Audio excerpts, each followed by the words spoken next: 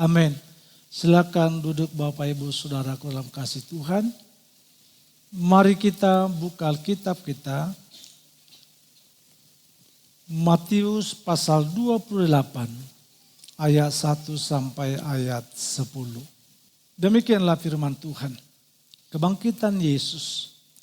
Setelah hari Sabat lewat, menjelang menyingsingnya fajar pada hari pertama minggu itu, pergilah Maria Magdalena dan Maria yang lain menengok kubur itu. Tiba-tiba terjadilah gempa bumi yang hebat, sebab seorang malaikat Tuhan yang turun dari langit datang ke batu penutup itu dan menggulingkannya lalu duduk di atasnya. Wujudnya bagaikan kilat dan pakaiannya putih bagaikan salju. Penjaga-penjaga itu pun gentar ketakutan dan menjadi seperti orang-orang mati. Akan tetapi malaikat itu berkata kepada perempuan-perempuan itu, "Janganlah takut, sebab aku tahu kamu mencari Yesus yang disalibkan itu. Tidak ada di sini, sebab ia telah bangkit, sama seperti yang telah dikatakannya. Mari, lihatlah tempat ia dibaringkan. Segeralah pergi dan katakanlah kepada murid-muridnya bahwa ia telah bangkit dari antara orang mati. Ia mendahului kamu ke Galilea. Di sana kamu akan melihat dia. Sesungguhnya aku telah mengatakannya kepadamu." Mereka segera pergi dari kubur itu dengan takut dan sukacita yang besar, dan berlari cepat-cepat untuk memberitahukannya kepada murid-murid Yesus. Tiba-tiba Yesus menjumpai mereka dan berkata, "Salam bagimu." Mereka mendekatinya dan memeluk kakinya serta menyembahnya. Kata Yesus kepada mereka, "Jangan takut. Pergi dan katakanlah kepada saudara-saudaraku supaya mereka pergi ke Galilea, dan di sanalah mereka akan melihat aku." Amin. Untuk firman Tuhan. Dan saya baca ayat untuk pendukungnya dalam Lukas 24. Lukas 24 ayat 25 sampai 27. Di ayat 13-nya, di atasnya, Yesus menampakkan diri di jalan ke Emmaus. Di ayat 25-nya. Lalu ia berkata kepada mereka, "Hai kamu orang bodoh, betapa lambannya hatimu untuk mempercayai segala sesuatu yang telah dikatakan para nabi." Ayat 26 sampai 27. "Bukankah Mesias harus menderita semuanya itu untuk masuk ke dalam kemuliaannya?" Lalu ia menjelaskan kepada mereka apa yang tertulis tentang dia dalam seluruh kitab suci, mulai dari kitab-kitab Musa dan segala kitab nabi-nabi. Amin. Hati yang terbuka oleh kebangkitan Kristus atau Paskah. Di dalam Matius 28 itu bagaimana Alkitab menjelaskan kepada kita bahwa Yesus benar bangkit dari antara orang mati. Bukan dicuri oleh orang lain. Dan malaikat Allah yang berkata itu kepada perempuan atau ibu-ibu yang ada di dalam kubur itu beserta kepada murid. Dan Yesus menyatakannya. Lalu di dalam Lukas pasal 24 itu bagaimana murid-murid itu belum mengerti dan memahami dan percaya akan kebangkitan Yesus itu. Paskah bukan sekedar perayaan tahunan. Paskah itu sekali setahun ya. Tetapi kadang seperti Jumat Agung kan sekali setahun dirayakan. Itu pun kadang orang tidak ada dalam ibadah. Jumat Agung orang tidak ada dalam ibadah. Padahal itu sekali setahun. Itu sesuatu hal yang salah sebagai anak Tuhan. Demikian juga dalam ibadah Paskah. Kalau kita tengok, saya tengok dari jendela, ada orang yang tidak dalam ibadah. Padahal hari Paskah kebangkitan. Betapa lamban dan bodohnya dia. Sehingga dia tidak mengerti dan memahami arti makna ke Paskah itu. Paskah adalah peristiwa kebangkitan Yesus yang mengubah hidup kita sekalian. Paskah adalah peristiwa kebangkitan Tuhan kita Yesus Kristus yang mengubah. Lalu pertanyaannya untuk kita, apa yang diubahkan dari diri kita? Yesus bangkit memberikan kehidupan dalam setiap orang yang percaya kepadanya. Untuk itu saudara dalam kasih Tuhan, kita melihat dua murid berjalan ke Emmaus dengan hati yang buta, tidak mengerti, dalam kecemasan, dalam kekhawatiran, dalam ketakutan tentang firman yang pernah mereka dengar. Bahwa Yesus itu menderita dan dia akan mati dan kelak dibangkitkan. Dan murid itu dalam perjalanan itu dari apa yang kita baca tadi bahwa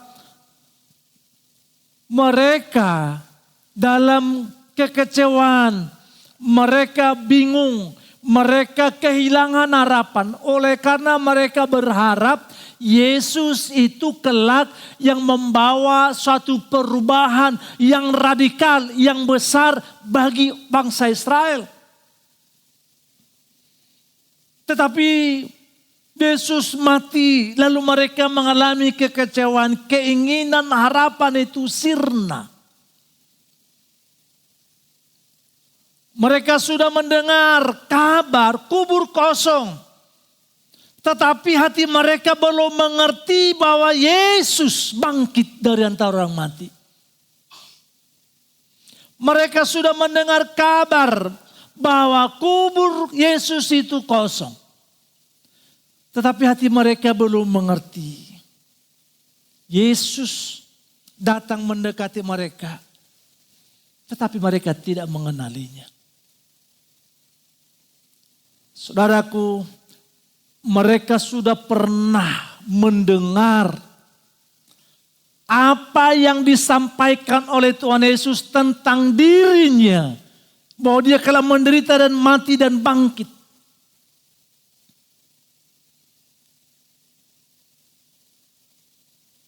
Ini menggambarkan bagaimana kehidupan orang Kristen hari ini.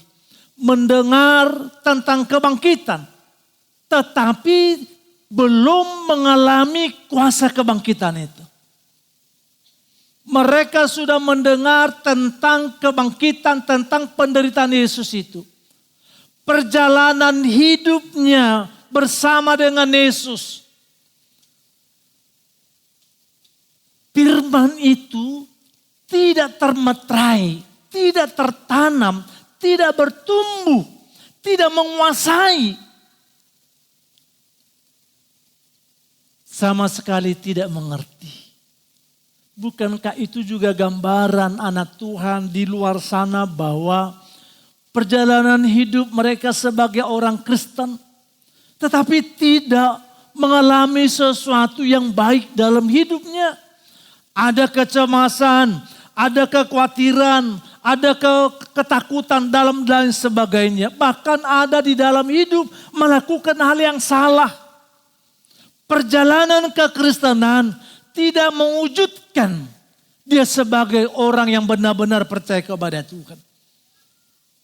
Seharusnya ibadah kita, pelayanan kita,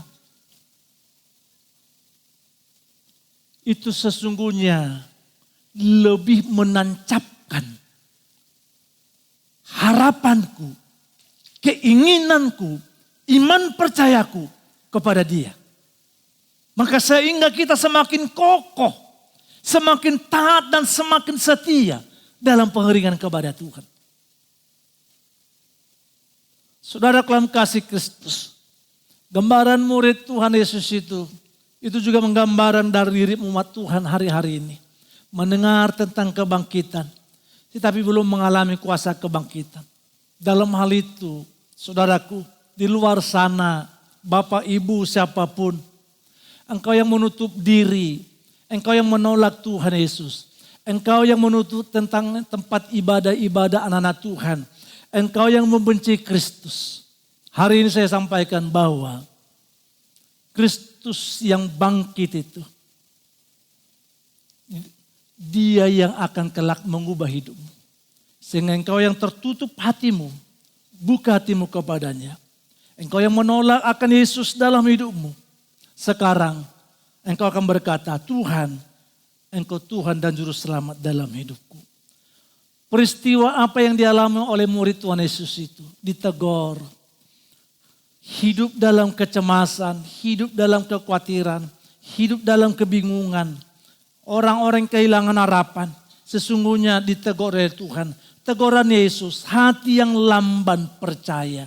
Di ayat 25 dikatakan, lalu Ia berkata kepada mereka, hai kamu orang bodoh, tetapi lambannya hatimu untuk mempercayai segala sesuatu yang telah dikatakan para nabi. Ternyata mereka yang menutup hatinya kepada Tuhan, Tuhan tidak suka. Mereka yang mengeraskan hatinya untuk kepada pertobatan itu, Tuhan sesungguhnya marah. Mereka yang senantiasa ada dalam dosa dan dia tidak mau bangkit dalam keterpurukan itu, sesungguhnya Tuhan tidak suka. Hati yang lamban untuk percaya pun Tuhan tidak suka. Yang menyepelekan kebenaran firman pun Tuhan tidak suka. Lalu kita sebagai anak Tuhan, maukah kita disukai Tuhan dalam setiap hidup kita? Kalau kita mau disukai oleh Tuhan dalam hidup kita, mari kita dalam hidup ini mempersiapkan hati kita untuk terus mengerti dan memahami bahwa Yesus itu baik dalam hidup kita. Mereka tahu firman Tuhan, tetapi tidak percaya. Mereka menyebutkan dirinya orang Kristen, tetapi mereka menipu. Tetapi mereka berlaku tidak adil. Mereka menyatakan dirinya orang yang percaya kepada Tuhan, tetapi mereka menikmati yang bukan miliknya. Mereka merampas, mereka korupsi, mereka melakukan hal yang tidak baik kepada orang lain. Seperti itukah hidup orang-orang yang menyatakan dirinya sebagai anak Tuhan? Sekiranya itu ada di luar sana seperti itu, ambil sikap untuk bertobat dan datang kepada Tuhan. Kalau kita sudah mengerti akan firman Tuhan, mari kita percaya sepenuhnya. Percayai sepenuhnya perkataan Tuhan dalam dirimu. Yang dia berkata jangan takut, percayai firman Tuhan itu dalam diri kita. Untuk kita bisa mempercayai firman Tuhan yang kita dengar, relakan hidup kita terus ada dalam hadirat Tuhan. Untuk kita bisa mempercaya firman Tuhan itu dalam diri kita, buka hati kita sepenuh dan berkata kepada Tuhan, Tuhan ini aku sebagai anakmu. Saudara dalam kasih Tuhan, masalah utama bukan kurang informasi tentang kebangkitan Yesus. Para murid itu sudah mengerti dan sudah tahu apa yang disampaikan oleh Nabi, yang disampaikan oleh para Rasul. Apa yang dikatakan Tuhan Yesus, mereka sudah tahu, bukan kurang informasi. Suami kita bukannya kurang informasi bahwa Yesus sebagai Tuhan dan Juru Selamat. Keluarga kita bukannya kurang informasi bahwa Yesus itu Tuhan. Tetapi karena tidak membiarkan firman itu menguasai sehingga menimbulkan iman yang kokoh dalam dirinya. Kalau kita dengar, kita lihat di luar sana, ada orang sudah mendengar, sudah tahu tentang informasi Yesus sebagai Tuhan Juru Selamat. Bahwa ibadah Paskah itu harus ada, Jumat Agung itu ada ibadah. Informasi halal yang baik. Tetapi mereka tidak mau tahu. Sebagaimana pemerintah, dia berkata, "Hai pejabat pusat maupun daerah, jangan korupsi. Engkau korupsi, engkau akan dihukum, akan mengalami hal tidak baik." Informasi itu sudah ada. Tetapi mereka tidak memperdulikan itu. Saudara kami kasih Tuhan, banyak orang tahu Alkitab. Tetapi masih hidup dalam ketakutan. Ada bilangan orang dalam ibadah. Ada bilangan orang dalam pelayanan. Bahkan juga sudah menyebutkan dia sebagai orang Kristen. Tetapi hidup di dalam kecemasan ketakutan. Banyak orang percaya kepada Yesus. Tetapi dikuasai kekhawatiran. Saudaraku, Paskah mengingatkan kita. Iman kita harus hidup. Bukan hanya sebagai pengetahuan. Paskah membawa suatu kemenangan bagi kita. Bahwa ada suatu perubahan, ke Paskah itu membawa suatu perubahan. Sehingga aku berkata, saya tidak mau hidup seperti yang dulu lagi, yang sia-sia itu. Dulu aku menutup diri, dulu aku benci kepada Tuhan. Dulu aku benci kepada orang Kristen, dulu aku melarangkan ibadah. Tetapi hari ini aku buka diri. Engkau Tuhan sebagai Tuhan dan Juru Selamatku. Hatiku benci dulu, tapi sekarang aku mengasihi Tuhan. Sehingga kita sekalian bukan lagi dikuasai hal yang sia-sia. Murid itu sedang berjalan.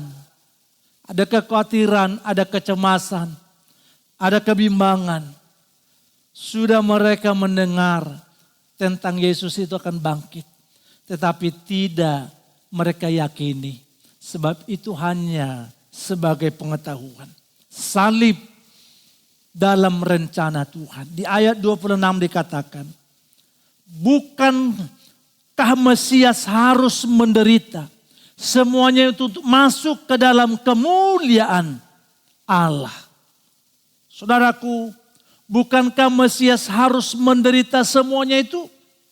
Yesus menjelaskan bahwa salib bukan kegagalan. Tetapi salib itu adalah rencana Allah. Kematian Yesus jalan menuju kemuliaan itu. Paskah kemenangan bagi kita. Salib bukan kegagalan. Tetapi salib itu adalah rencana Tuhan. Rencana Tuhan yang besar untukku. Supaya ada kehidupan yang baru dalam diri saya. Jubahku yang lama kematian itu. Lewat Paskah itu Tuhan ganti menjadi jubah kemenangan. Kiranya kita menang, mengalahkan hal yang sia-sia dalam pikiran dan hati kita. Kiranya kita menang dari tabiat karakter yang bertentangan dengan firman. Sekiranya perkataan perbuatan kita tidak menyenangkan hati orang lain. Lewat Paskah ini kita mesti berkata, aku mau berubah. Sehingga aku berkata bahwa kemenangan yang Tuhan kerjakan lewat Paskah itu sedang terjadi dalam hidupku. Untuk itu saudara yang kasih Kristus, kematian Yesus jalan menuju kemuliaan. Sehingga makna Paskah, penderitaan bukan akhir. Kematian bukan kekalahan, tapi kebangkitan kemenangan bagiku dan bagi kita sekalian. Masalah hidup bagian dari proses kemuliaan Tuhan. Apa yang terlihat buruk lewat Paskah bisa dipakai Tuhan untuk satu kebaikan. Kebangkitan Tuhan mengubah kutuk menjadi berkat. Kebangkitan Tuhan mengubah kematian itu menjadi kehidupan. Sehingga kita berkata bahwa Apa yang aku alami itu merupakan suatu proses perjalanan yang dinyatakan kemuliaan Tuhan di sana ada. Perjalanan hidup, mari kita bangkit sehingga kita tidak dikuasai yang namanya kecemasan, kekhawatiran, hal-hal yang sia-sia itu. Sebab Paskah mengubah hidupku. Saudaraku yang kasih Tuhan, apa yang terlihat buruk tentang apa yang kita alami, yang buruk itu Tuhan bisa pakai menjadi yang baik. Kondisi ekonomi kita yang mungkin terpuruk, engkau bisa melihat dan mengalami kemuliaan Tuhan dalam keterpurukan itu. Dalam kesuksesan, engkau bisa menikmati, di sana pun engkau bisa melihat kemuliaan Tuhan. Artinya bahwa perjalanan hidup kita suka dan duka, kiranya kemuliaan Tuhan kita menemukan di dalamnya. Untuk itu saudara yang kasih Tuhan, seperti seseorang perjalanan hidupnya dalam suatu tempat yang gelap, tidak ada lampu, tidak ada cahaya. Di dalamnya dia ketakutan, dia bingung tentang arah sebab tidak ada terang. Dia merasa sendirian dalam perjalanannya. Di tempat yang gelap, dia berjalan. Dia bingung arah ke barat, ke timur. Lalu dia tidak mengerti dan memahami. Dia merasa sendirian. Pendek cerita, dalam kecemasan, ketakutan, dalam perjalanan gelap. Tiba-tiba seorang membawa lampu, membawa terang. Sehingga dia bisa berjalan bersamanya. Saudaraku, waktu gelap, jalannya sama. Ketika orang membawa pelita, mereka berjalan, jalan itu tetap sama. Jalan itu tidak langsung berubah. Paskah ini ibarat dia menerangi hidupku. Dalam perjalanan hidup saya masih seperti yang kemarin, ada cicilan. Ada kebutuhan yang lain. Ada pergumulan. Tapi ketika terang Tuhan, Paskah itu ada padaku. Dia memberikan kekuatan kepadaku. Di jalan yang sama. Di pergumulan yang sama. Di kesulitan yang sama. Artinya bahwa Paskah itu mengubah pikiran, mengubah hatiku. Sehingga aku berkata, sekalipun persoalanku ada sekarang ini, aku percaya Tuhan menyertai aku. Bukan dalam arti kalau kita sudah ikut ibadah Paskah, ibadah pelayanan dan lain sebagainya, tidak ada masalah. Tidak. Masalah mungkin masih ada. Tetapi hatiku berbeda. Pikiranku berbeda. Dulu putus asa. Dulu bertanya sampai kapan. Dulu berkata kenapa. Tapi aku sekarang tidak lagi berkata seperti itu, masalah mungkin masih ada. Tetapi aku berkata hatiku berubah. Aku makin dekat ke Tuhan. Aku semakin banyak berdoa. Aku makin bersyukur kepada Tuhan. Bahwa kebenaran firman itu bukan hanya saja pengetahuan bagiku. Tetapi firman itu sudah menumbuhkan iman bagiku. Bahwa Paskah merubah paradigma pikiranku. Yang tadinya di dalam kecemasan, kekhawatiran. Tapi lewat ibadah Paskah ini, aku mengalami pemulihan dan perubahan. Sehingga Yesus hidup, aku punya pengharapan.